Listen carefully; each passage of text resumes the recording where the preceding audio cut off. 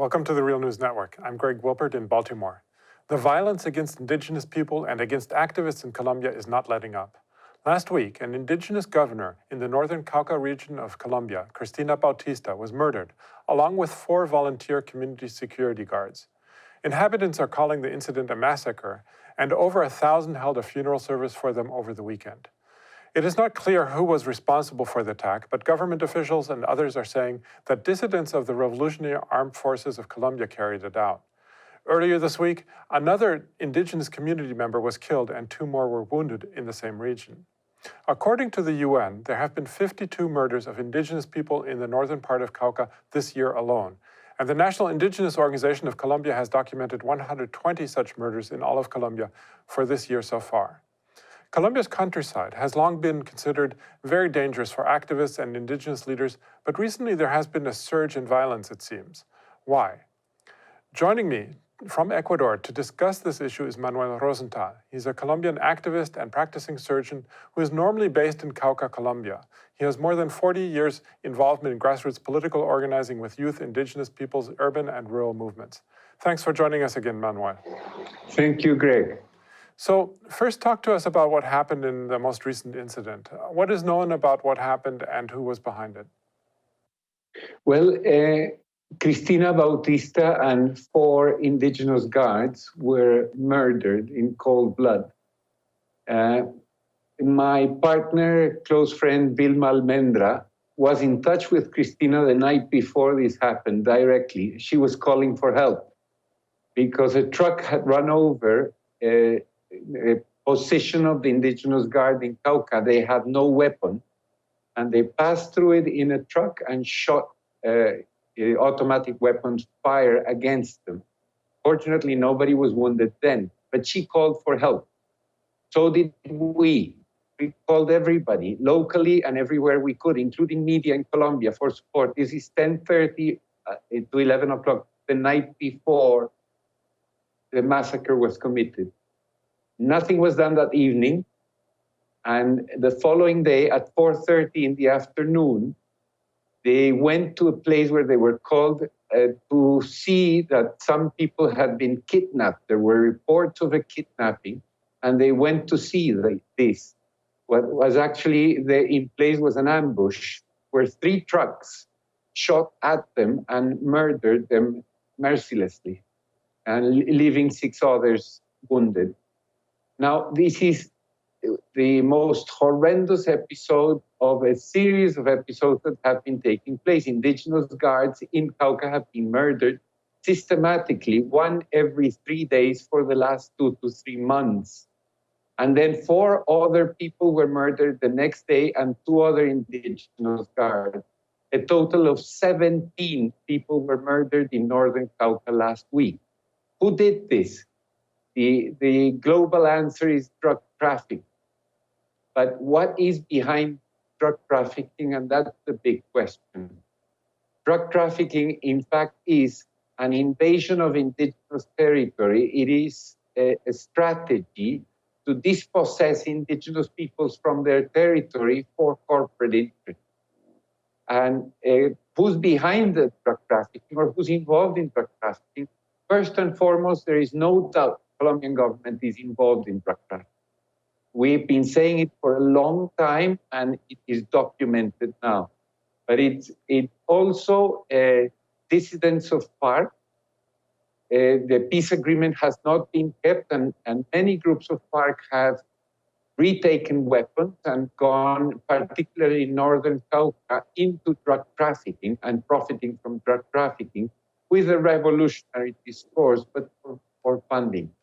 We actually had you on last May to talk about the rising violence in Colombia.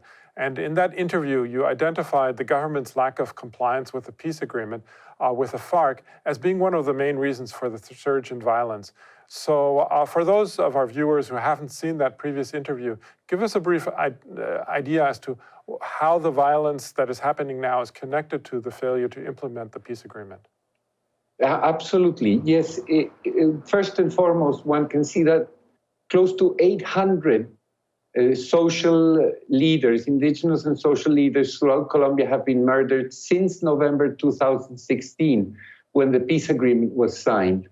And they were murdered throughout the country, everywhere. Now, the worst or the most affected territory is Northern Cauca.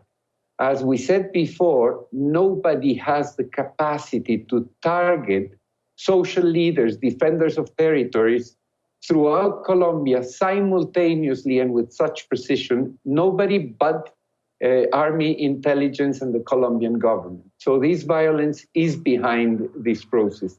At the same time, not keeping the peace agreement with FARC has led FARC to divide itself into pieces. One group is in Bogota and has remained a political party. Another group never let down their weapons and remains in arms and is becoming stronger. And the third group, recently with the head negotiator, Ivan Marquez and Santrich, two of the negotiators, just recently announced that they were taking weapons again. So there's war everywhere in Colombia. But let us put this into perspective.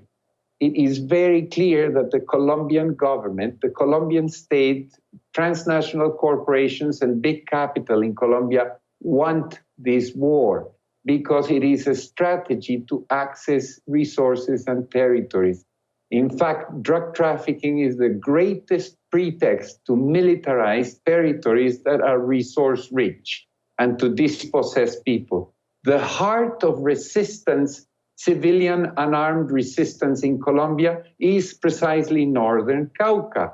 Now the pretext of drug trafficking is allowing a war to be launched against the people in that territory, and the pretext is drug trafficking.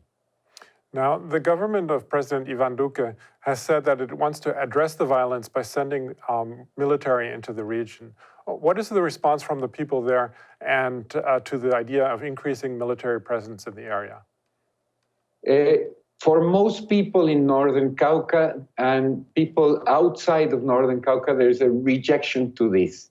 And there's a rejection. 2,500 troops, more troops were sent to Northern Cauca. And let me provide you with an image that people will understand.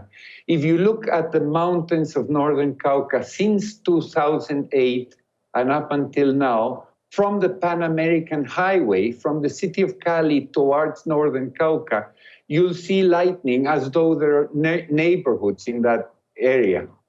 Those are not neighborhoods. Those are marijuana plantations. They have been growing systematically and dramatically for the last 11 years within indigenous territories. The army has done nothing about it, although its presence in the region. The government has done nothing about it, and it's present in the region. And many indigenous authorities have done nothing about it, while others have acted to remove these plantations in there. In other words, what I'm giving you as an image is that there is a systematic plan involving the Colombian army, the Colombian government, drug traffickers, corporations to grow, transform, and traffic drugs in Northern Cauca, where there is the war now. And it has been developing for 11 years. This project divided indigenous communities into two groups. One group that rejects this kind of activity, recognizing the fact that this will lead to militarization and war, which is what President Duque is doing now. And the other group that is making profit in complicity with this process. And there's a division between those Nasa indigenous peoples who are complicit or negligent about this issue and those who reject it. And this explains the assassination of indigenous peoples. Now, what Duque does, President Duque does, is escalate an ongoing war that will dispossess indigenous peoples after dividing them. The army has done nothing in the last 11 years to stop this problem. Nothing at all, because there is a complicity in place. Now, I want to turn to the national implications of what is happening in Cauca. That is, on Wednesday, Colombia's Minister of Defense resigned in the face of a no-confidence vote, and his resignation seems to have been actually motivated by other incidents, but it speaks to the general weakness of the government of President Ivan Duque, whose popularity now is around 30%, according to recent polls. Also, there were recent local elections in Colombia in which progressives won important victories. And meanwhile, indigenous groups, university students, and peace activists are calling for a national strike to take place on November 21st. So how does all of this fit together, and does it suggest that Ivan Duque's presidency is in trouble? We hope it is. I'm saying this sincerely, and the reason for it is what is happening in Northern Cauca is happening throughout the country. They tore apart the peace agreement.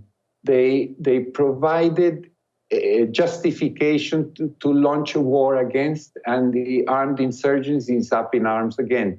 They promoted drug trafficking and cartels throughout the country, and there's every reason, and there's all kinds of evidence to prove that the government is involved with this.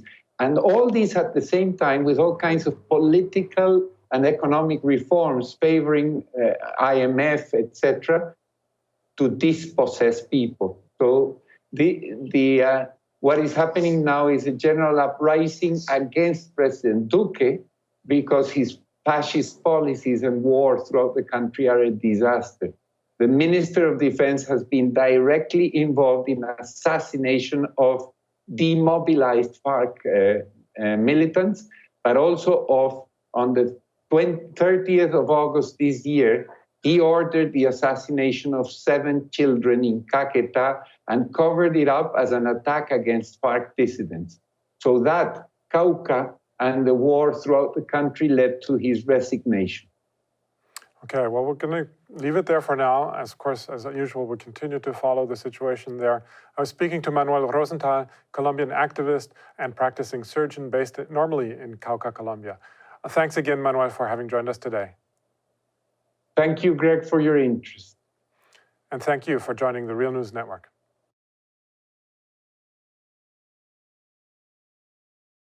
Thanks a lot for watching. Appreciate it. But do us one more solemn favor. Hit the subscribe button below. You know you want to. Stay up on the videos.